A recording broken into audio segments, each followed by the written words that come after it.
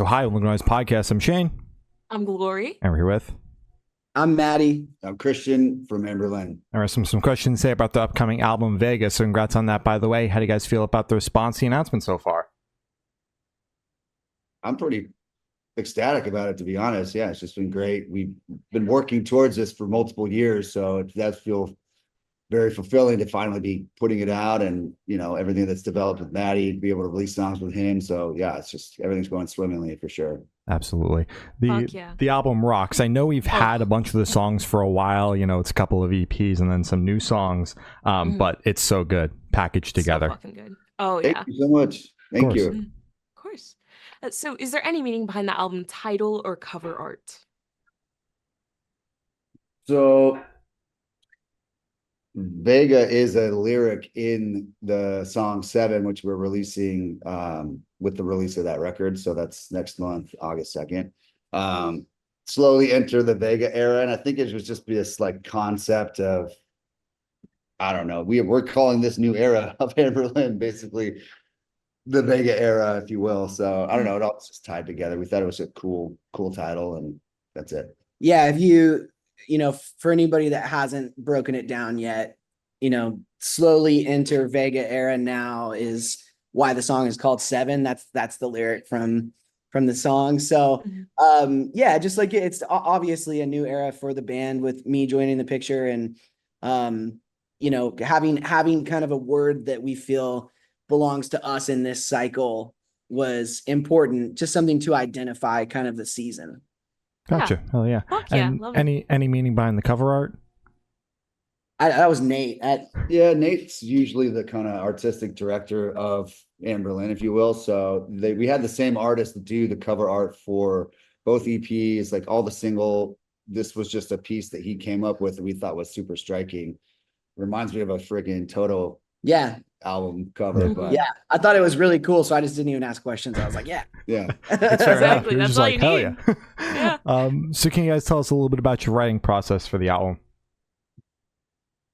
We'd have to go back to like the band reforming in 2019. We didn't really have any plans to write new music. I think we kind of liked the way we closed the door in 2014. So we were a little apprehensive to like write. And then when COVID hit, we obviously had a lot of time on our hands and just wanted to focus on something. So we started just tracking that first Silverline EP on our own, and just kind of, once we got finished with that, we shopped it around, found a home, and just started getting the groundwork of a plan of how we wanted to release it, multiple EPs, that just seemed to be like a common process now to slow drip records. That way you're letting, you're not just shooting your shot and then everyone moves on to the next thing in a very ADD culture that we're in now. So this way it allows you to keep releasing things over a couple year period. So, and then with Matty, it was like, once this started taking shape, we had a couple new songs, and we basically just sent him the songs, and he tracked on his own and in Nashville and sent us back just like the most killer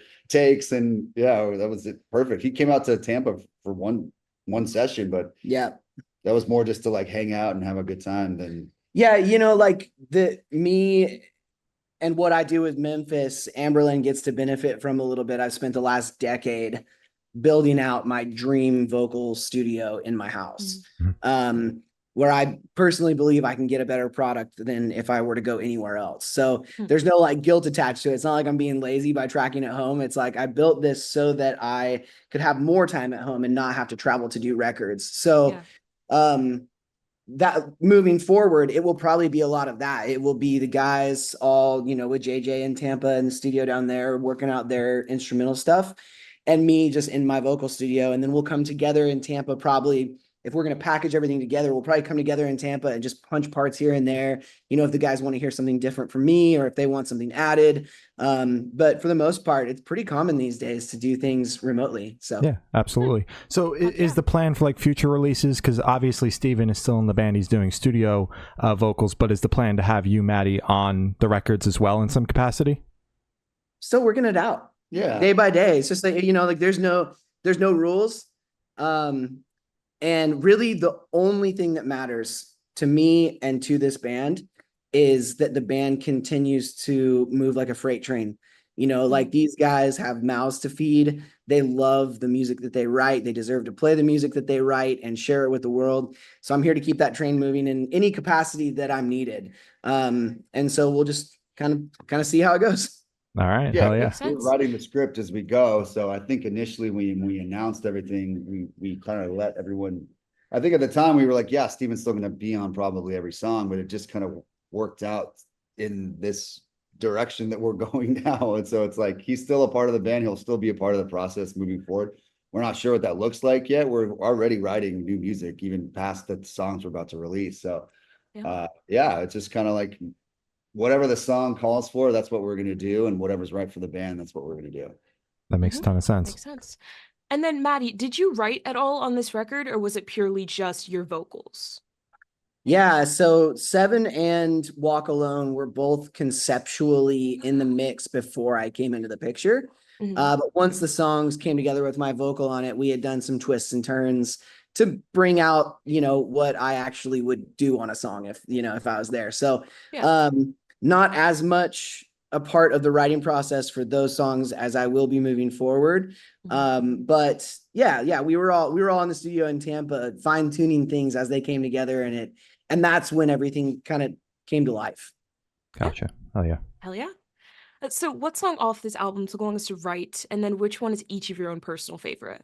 It's been over such a long period of time of writing all these songs that I don't know that I can specifically remember a song that took the longest to write. I mean, usually Joey and I write songs respectively separate from everyone. Same with Nate. We'll be a writer and then we'll come together and start, you know, tweaking and adding and changing things as a group and cutting things out, you know, looking through all the whatever songs we're feeling and being like, nah, that doesn't really fit here, or let's save that one for later. So I can't tell you though which one took the longest to write, but I think my favorite is a song called Nothing More. It's like one of the last songs on the record. It's just a pretty chill vibe to it, and I fell in love with it. And I really fought for it because some of the other dudes weren't really feeling it, and I was like, no, this is a beautiful song. We like made it 7 minutes. We like put this crazy long outro that I thought was just really cool, where it's just like jamming and it's like the sounds of the ocean. Like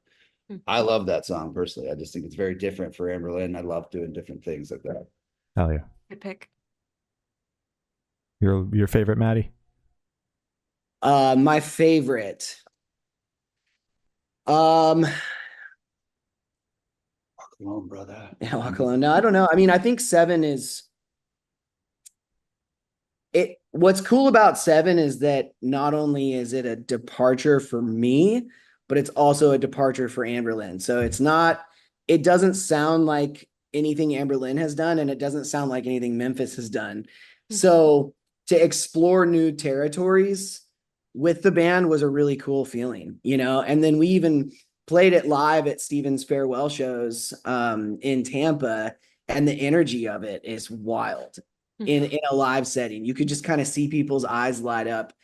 And so, yeah, I mean, between the two that I was on, at least, I think Seven is a pretty spicy tune that people were not expecting. For sure. Yeah. And Fuck yeah. to add to his point, like Matty brings something, you know, Matty and Steven obviously have completely different vocals, but Matty has an ability to bring an aspect that we've never been able to do in Anberlin. So I think Seven definitely kind of highlights that. So I agree. Yeah. Oh yeah. Absolutely. To kind of twist the first part of the question, instead of like longest to write, was there one in the studio that was particularly harder to maybe crack and finish over the rest? Banshee, I think. That's one of my favorites. From how I wrote it to how it ended up was completely different, because originally it was much slower. It was on an acoustic, and like I had this idea of like I got inspired by a song by an artist called Child, and I was like, yo, let's take this song in this direction. So really like sorting out how we were going to do that, I think took a minute, and it took a minute for everyone to catch that vision as well and be like, yeah, okay, I see where this is going, and I like the direction it's going as well. So that's one that I think that I can remember. Gotcha. All right. So how'd the track list for the album come about? Did you guys write the opener be the opener, close to be a closer, shuffle around and see what fits? What was that process like? Just discussions. You know, I think everyone made individual playlists and tried to hear songs back to back, how that would transition from one to the other. Some people had stronger opinions than others, so I just kind of defaulted to whoever really felt super strong about it, and I didn't personally. Fair enough. Yeah. All right.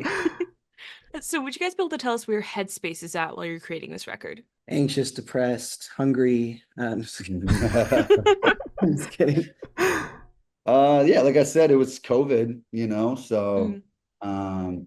I think it was just a healthy distraction from the unknown that was going on, and that was unknown. We knew that that variable is something we could control. We know how we work together in the studio. We know, it's just a good, healthy thing to be together. It felt like we were, a little semblance of what had been taken from us, I think, at that period. So I think we were super pumped and, excited about writing again, when we'd said we weren't going to write again, and just trying different things. And we really had this approach once we reformed in 2019 of like just doing whatever we wanted to, and not like, a lot of times we would constrain ourselves by saying, hey, that doesn't sound like Anberlin. But for this time around, we said, yo, let's let everyone walk these things out a little further than maybe we would in the past, and let it develop, and not try to say, hey, this is the box that Anberlin lives in. It was like, no, let's try these different things.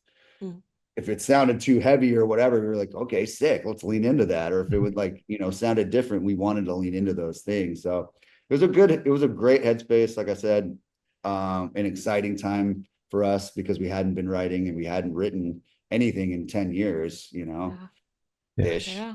So, yeah. And Matty, where was your head at for those couple of songs? Just, I think kind of finding my place in the band, I had to mentally shift my mindset from being a fan to being a member, which is tough because for me, I'm just like, just sitting there and geeking out over like joining one of your favorite bands is not going to help the process move along any faster. So I had to kind of like shift my mindset into being like, all right, well, this is for real now. So let's move. And so when I was tracking, I think there was a bit of self-discovery for me when I was tracking those songs, because they're somewhat outside of the pocket of what I've done previously. So when you're in the vocal booth by yourself, as I am, without a producer tracking, because that's how I do it now, some insecurities there, some questions, things pop up. And then there's also the moments where you're like, oh, whoa, that felt natural. And I didn't think that was something that I was going to be able to create naturally. So it's cool. It's a growth moment, season of self-discovery and growth, and a little bit of self-loathing, and then some celebration. Yeah. Oh yeah. A lot. Yeah. Love it. Now, you guys coming back together in 2019, curious like what the catalyst for that was, because obviously the pandemic was a year later, so it's not necessarily that. So I'm curious, like what brought you guys back together in the first place? Even when we broke up, there was no like animosity. There's nothing like that happened in the band. It was just like people had gotten older, started having families, and truly how bands stay afloat is being on the road. Tickets and t-shirts is your main income. It's just as people got older, like I think they less and less wanted to be on the road. I was not one of them, but I could empathize and understand now. I mean, I'm a father now, and I know what that sacrifice is like. But so we were still friends, maybe we needed a break from each other for a little bit. There was a little bit of not necessarily resentment, but, I'm at a place where I'm like, I love doing this so much. And if someone doesn't want to be here, then I'm like, well, then don't be here, because I feel like it's so important. And if someone else isn't taking it seriously, then I'm 100% like, yeah, well, then let's not do it, Yeah. So 2018, I think we just started talking and like missing each other, if you will, and missing that camaraderie that you have. You spend more time with people on the road than you do your own family. You know what I mean? Like we used to tour 10 months out of the year. We would joke with Nate because he joined the band when he was like 14. We were like, yo, you spend more time with us than your own brothers, right? Like, which is probably true. Yeah. And so I think we just missed each other. And I think we were like, if we can approach it on our own terms and just do things because we want to do them, not because we, back before we broke up, that was our main job, and so you kind of had to like, you ate what you killed. And so you had to be hunting all the time, right? And I think that was exhausting to some people. You got a little burnt out on it after doing it for Yeah. you know, since the 90s. And naively, I think the approach was like, let's just do things on our own terms. Now, this many years into it, I realize like, yo, it's got to be like everyone's full-time attention. Like maybe we don't need a tour full-time, you know, but there's a threshold in order to achieve what you want to achieve and make the money you need to make, and people need to be able to focus on it, you know. So yeah, we're still learning as we go, but yeah, that was the catalyst, was just kind of like, hey, I miss you. And what if let's talk about playing some shows again, you know? Gotcha. And then Love with the it. pandemic allowed you guys to kind of start thinking about writing as well. Exactly. Yep. And, you know, I think the thing that our biggest concern about coming back was that we made a big, like, it was a big farewell, right? It was like a year long of us putting up like, oh, here's our final record. And we made, you know, tour shirts that were like final show, and every city had its own specific shirt. So I still see people wear those to these shows, and I'm just like a little embarrassing because we made such a stink about it. And then to be like, oh man, is it too soon? And I was like, 5 years. 5 years is longer than like my old band Acceptance was even on like the scene. You know what I mean? So 5 years is a long time, you know, in the grand scheme of being in a band, right? I'd only been in Anberlin for 7 years by the time we broke up. So, you know, we felt like 5 years was a good enough period of time to where it didn't feel like you were being kissed or whatever. Like we're broken I was up. just going to say, it kind of reeks of like the Kiss, you know, final tour ever that they've been on for 20 fucking every years. year. Yeah, Like, every put year. it to bed. Yeah, or Slayer just did that. I swear to God, they just played their last shows, and then I'm seeing them on festivals. I'm like, what the? Yeah. Come Go on. back. Stick Go back. to it. Yeah. Go to bed. Fucking ridiculous. Jesus. Matty, interested like how the opportunity came for you to like come into the fold and join the band? It's really pretty simple, man. Steven texted me and asked me if I would step in. And he and I, we don't have a ton of history. We have similar beliefs, and I think, operate similarly just in life. We had, up to the point where he asked me to take over, I had only spent like a total of 15 minutes with him ever, but we had followed each other and kind of chatted and stuff. And I know that he had eyes on my career and kind of knew how I was operating. So I was in my studio working on Memphis stuff for this new album cycle, and I got the text from him, just like, hey, I don't know where you're at in life right now, but what do you think about singing for Anberlin? And I was like, I just like ran downstairs with my phone, and I'm like, babe, you think I'm getting pranked? So yeah, it's very, very surreal, very crazy. And that's actually how it went down, is one text message that turned into 400 phone calls between myself and Christian and Nate and everybody, and just trying to figure out, like, is this possible? Is this smart? Is this awesome? And is this like something that everybody wants? And, you know, after multiple conversations, the answer to all those questions became yes. So that's fucking awesome. Hell yeah. Love it. Timeline wise as well, Steven spoke with him before he spoke with anybody in the band. So once he and Matty had discussed whatever they discussed, Steven called me to be like, hey, I know I've been holding the band back because he hadn't been able to tour for the past couple of years. We just had to keep turning stuff down. It was like destroying our business. And he was like, would you consider touring with another singer? Matty, like, I wanted to come with a solution, not just a problem. And I've spoken with Matty Mullins. He really wants to do it. So that was really cool of him to do, not just like, you guys should think of touring with another singer. Cause I think if it was presented in that way, I'd be like, I don't even know where to start there. I'd feel foolish, dude, like asking like peers or whoever, like so tough. Yeah. So it was cool. Yeah. That's awesome. Hell yeah. And then, Matty, what was kind of your headspace stepping into this new position for you? Is it anxiety? Is it excitement? What are you feeling? I don't think I would have called it anxiety. Excitement for sure. Right. I think there was just like the question marks mentally for me of like, how will I fit in with a different camp? You know, like Memphis has been touring consistently worldwide for 15 years straight.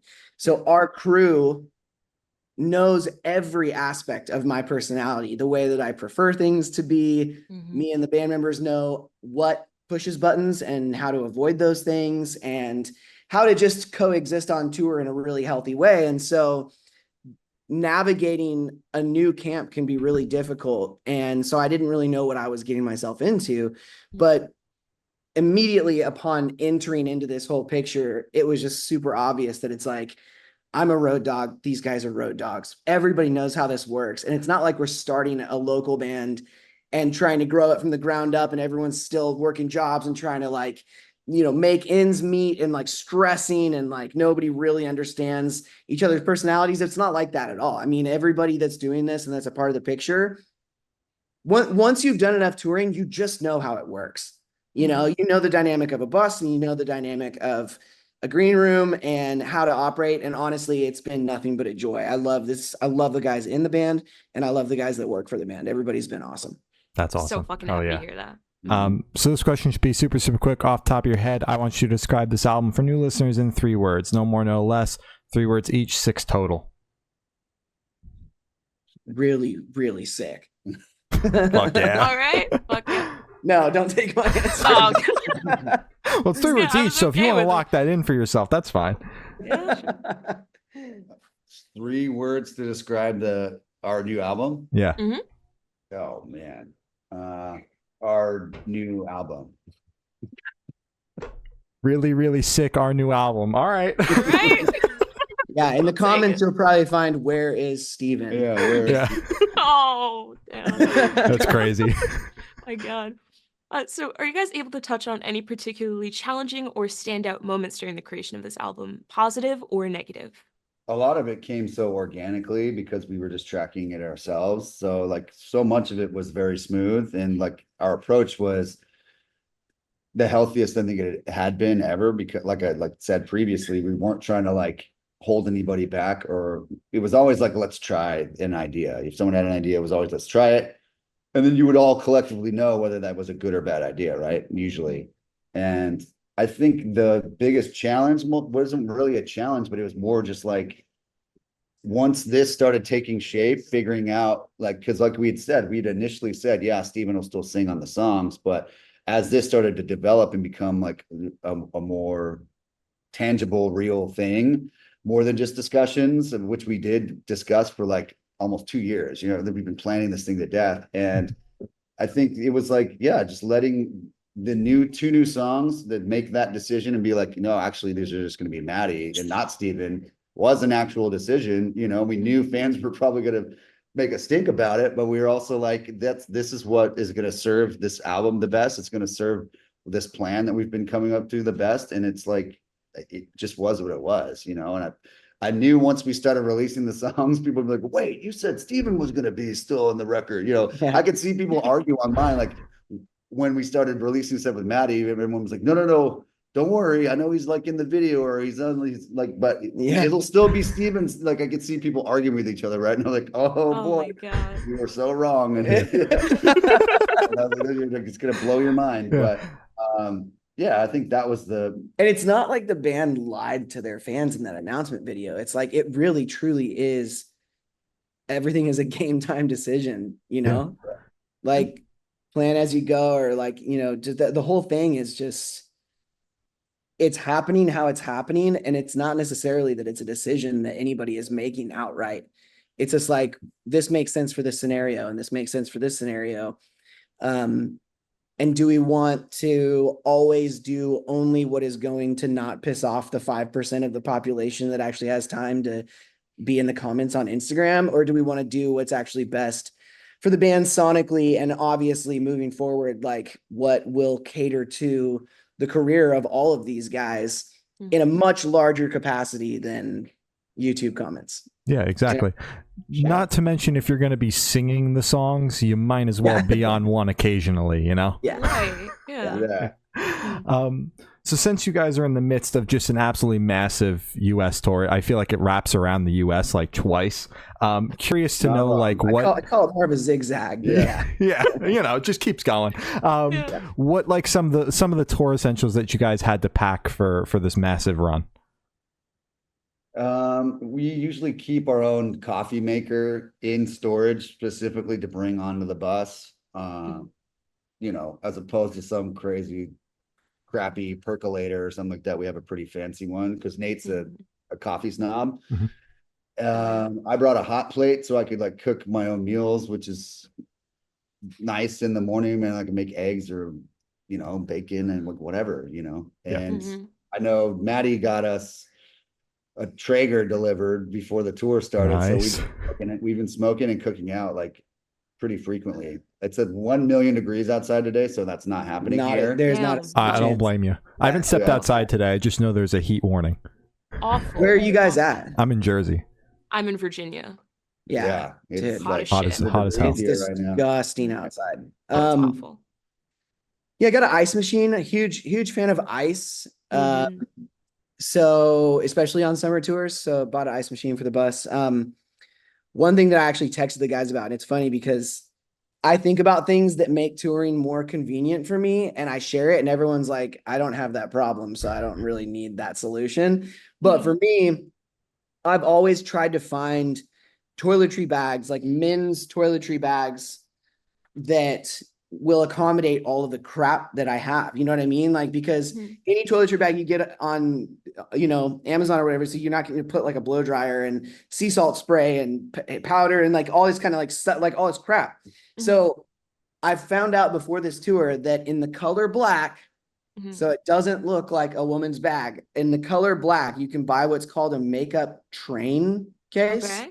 Yeah. And it's for like traveling makeup artists, but it's just a black case with tons of little compartments to put like tweezers and nail clippers and deodorant and hairstyling products and cologne and like all this crap.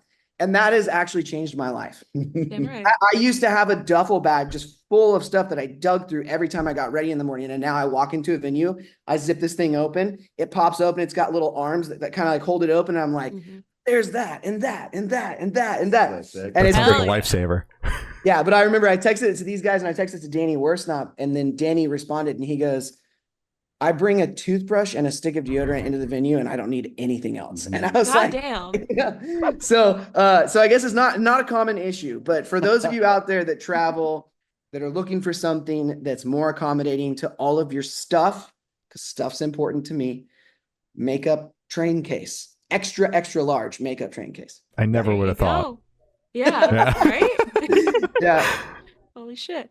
And on the topic of food, what is your guys' go-to snack at a gas station or a rest stop? What is it for you? Because I can answer that for almost anybody, but Christian's vegetarian. Like a snack at a Yeah. gas station? Gardettos, probably. Ah, yeah. So Okay, good. Okay. Or they did make, I think Impossible made a jerky that they were Yeah. find it everywhere for a time. I can't see it Yeah, anywhere I can't. anymore. No, lost it completely. That was really good. Did you ever get the Gardettos? How do you say it? Gardettos. The bag of only brown pieces? Oh yeah. So The rye slimy. chips. Yeah, Ooh. those are the best. Mhm. I'm a big Southwest chicken taquito guy, Nice. Oh. and I'm not even that picky. Like, I'll go hard on one from 7-Eleven that's been on the roller for 6 hours. I'll still be stoked. Oh no, That's foul. upsetting. See, that just makes me sad. Yeah, I do. I love those a lot. So that would probably be mine, or beef jerky. But honestly, now that we have the Traeger out here, we've been making our own jerky. So Yo, Good. new one for me is boiled peanuts. Nice. Boiled peanuts. See, Yeah, my I've wife- had them once and I wasn't a fan, but they were canned. So that Okay. might have been the issue. No, it's gotta be fresh. My wife's a hillbilly, so she got me into boiled peanuts, and it's like literally. We just did a road trip because we played in Clearwater, and then the next show was in Fort Lauderdale, which is a 4-hour drive. So my wife and I drove our kids over there, and like literally, that's all we ate. We got snacks, road snacks. It was like Gardettos, boiled peanuts. I get like sparkling water. She gets like a Diet Coke. Fuck yeah. Love it. Oh yeah. fucking I want to awesome. know what your guys' are. Oh shit. Oh, beef jerky. Yeah. Yeah, Potato Always chips. black pepper. Yeah. potato chips. Like what? What is your chip? Oh well, it's got to be Lay's. I mean, if they got dill pickle, that's cool. If not, Yes. you know, I've been fucking with the original. They have enough salt on them, you know. Ah, true. Right. Yeah. Mhm. To anybody watching this that is from the Pacific Northwest, I cannot recommend enough Tim's Cascade jalapeno chips. It is by far the most superior jalapeno chip on the planet compared to any other brand. I don't care what it is. Yep. And they're only Okay. available in the Pacific Northwest. They're about $4 a bag for like a big bag. I Okay. found a guy on Amazon selling them for $36 a bag, and I bought it and shipped it to Tennessee for one Whoa. bag of chips. I'm dead serious. You like them Whoa. that much? They're that good. Yeah. Okay. Holy shit. And honestly, like their salt and Vinny is fire too. They're just a great That's chip company. great. Yeah. Huh. I'll take your I've word It's for it, man. Cascade. $40 for a bag is just ridiculous. I don't but know if if I have it's that that kind good, of money, but yeah. I'll take your word for it. Right. I Yeah. mean, dude, it was an on the whim decision, and I texted my entire family like, "You better count your blessings that you're still living in Spokane." Yeah. Yeah, damn Just- right. I should have them send you care packages. gonna Just say, take yeah. Cascade. Why did? And I'll be sending a direct message right when we end. Yeah. There you go. And Oh yeah. for the last couple questions, we're going to shift completely away from music and go straight to death row. Boom. So if you're on death row, what would your last meal be with a drink? A super spicy butter chicken, but with like, there's a mock meat company called Daring, and they make chicken strips basically, and they're like super straight. They're very chicken-ish. Hmm. And so my wife and I make Indian probably once a week, and we always make the butter chicken with the Daring chicken. And it's just, it's making me salivate right now, even thinking about it. And then I'd probably have a glass of red wine or something like that. Nice. Classy. I've been married for 18 years. And every fall, my wife makes her family's butternut squash soup recipe. And it's not that that's like the most unbelievable meal of all time, but it is the one thing I can think of food-wise that no matter what's happening in life, it will bring actual real serotonin into my system. Like I will actually feel happier eating it. So if I was about to croak, I would probably go with that just to feel that one last surge of stokedness. Nice. Hell That's yeah. beautiful. Oh. And if you could live in one fictional world for a week, where would you live? I don't know about many fictional worlds. Huh. Yeah, are you talking like video games or movies or what? Or like all of it? All. Yeah. Oh, nice. Anything made up? Yeah. Grand Theft Auto would be pretty sick. Oh my God. Hell yeah. Yeah. I mean, you can get away with anything in that game, dude. Exactly. Just stealing the coolest cars and ripping around and I don't know though.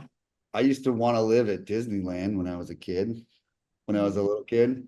That would be pretty ripping. Yeah. Be pretty fucking That's awesome. just the actual reality is the feeling. Disneyland is just you literally can go and sit on a bench and just the music and the vibe, and it's so clean. Like it's no garbage anywhere, no freaking mosquitoes. Like they have it figured out like perfectly how to make that place feel perfect. So it's just like, it is the happiest place on earth.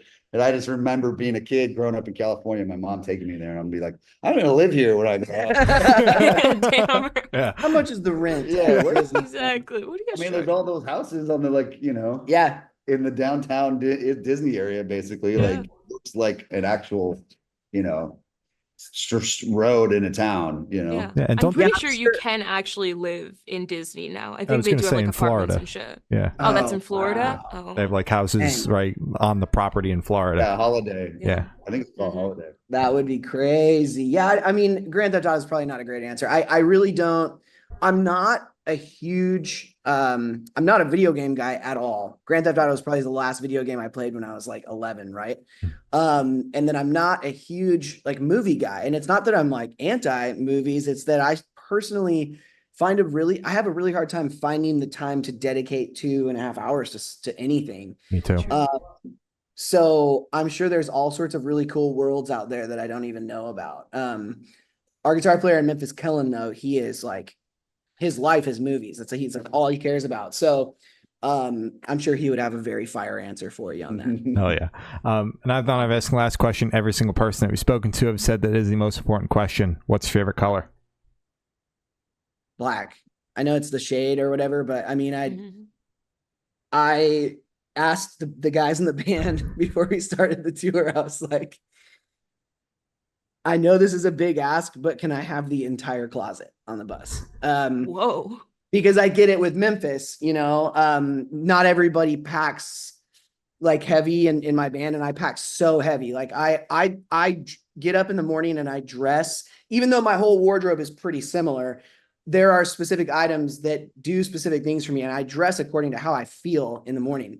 Mhm. And so I like to have like half of my wardrobe at home with me on tour, to the point where at the end of this tour, the bus is going to go to Tampa instead of Nashville, where I live. So I'm gonna have to freight my clothing back to my house. Damn.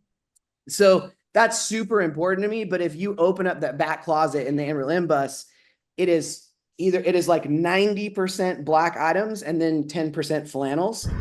And the bar is going like this, sagging in. because there's so much weight on the actual like pipe itself.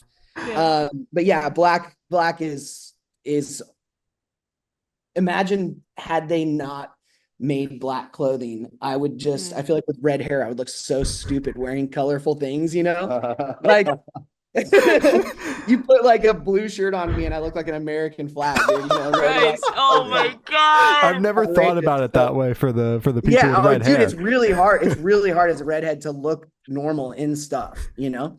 Yeah. So all black. All right. Yesterday, he's like, good news, there's a Uniqlo here, so I bought more stuff for the back Oh closet. my The god. poor back closet is struggling. Honestly, now that I've told you guys that, remind whoever booked this interview for you guys, and I'll send you a picture of what it looks like, because it's hilarious. Please do. Oh my god. The bar's gonna fucking break. Christian, your favorite color? I'd say black. Majority of my I do wear a lot of color, but 99% of the time it's like a black shirt of some sort, and it's slimming, so Hell yeah. Hell yeah. Damn right. So as I said, that's all the questions you have today. Is there anything that you guys like to plug? I just want to say how excited we are about the status of this band. We truly have just done a complete 180, and Matty's a huge part of that, and we wouldn't be here right now if it wasn't for Matty. And I just want anybody that listens or comes to see us just know how happy we are in this moment, because it truly there was a time where I was like, when we couldn't tour, I was like, man, it feels like we're heading towards breaking up again, and like I said earlier, it's like, if that happened, I don't think that we'd ever come back from that, because like I said, I didn't want to be Kiss. We already did it once. So I'm really proud of what we've been able to do collectively, and truly just feels so great to have goals and feel like you're moving towards them, as opposed to just walking in circles. It was what's the past, even COVID, we didn't know what to do. So we just started doing live streams, and started recording songs. And so it's been the majority of the time since this band's been back together in 2019, it's just been chaos, and now it really feels like we've honed in and are achieving things that we want to achieve, and truly moving towards setting goals and moving towards them. It just feels so great. And I can't be more thankful that for this dude, and just honestly, the situation, it's just, we talk about it, how just crazy how it all worked out. And it was just very a miracle, truly, when it first was brought up, I was just like, I don't know how that's going to happen. And now I can't picture it any other way, to be honest. That's fucking awesome. That's Hell yeah. That's amazing. Instead of, listing one or two things to plug in an interview, because time is constantly moving and this interview lives on forever, right? I would just say, if you really do love a band or support a band or want to be involved with the band in any way, follow the socials and turn on notifications. The algorithm is our biggest enemy as artists. I would say 70% of the crowd on this tour every single night thinks that Steven is going to show up. And I'm not kidding. And they are surprised and tagging me why is Matty from Memphis May Fire here? And it's for 2 years, we have consistently been posting and telling people what's going on. And so it's it's not like our fans are doing something wrong. It's just that 90% of the people that follow you are not actually seeing the things you post. So follow bands on socials and turn on notifications and continuously follow up with them. And that's honestly such a huge blessing to us, so that you can choose whether you want to attend or digest something that we're doing. But we would definitely prefer for you to know that it's happening before you make that decision. You know what I mean? Yeah. So, Absolutely. yeah. And thanks. Check out Memphis too. We're doing a lot of stuff going on. Hell Get yeah. ready. Mhm. All right. Well, thank you so much, guys. Been Matty and Christian from Anberlin, and we have been the Good Noise Podcast.